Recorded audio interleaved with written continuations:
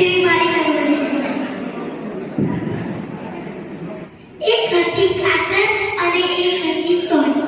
બંને વચ્ચે બહુ ફ્રેન્ડશિપ હતી। ફ્રેન્ડ હતા, એ લોકો દોસ્ત હતા।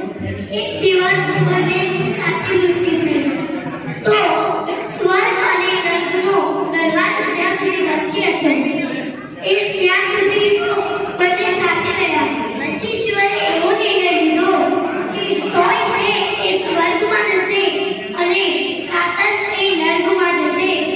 ત્યારે કાતરે કીધું કે હું 25 રૂપિયાની એક કાતર મળું છું, હું 25 રૂપિયાની એક કાતર મળું છું અને સોય 1 રૂપિયાની 25 સોય મળે છે, તો પણ હું નર્કમાં અને સોય સ્વર્ગમાં કેમ જાય?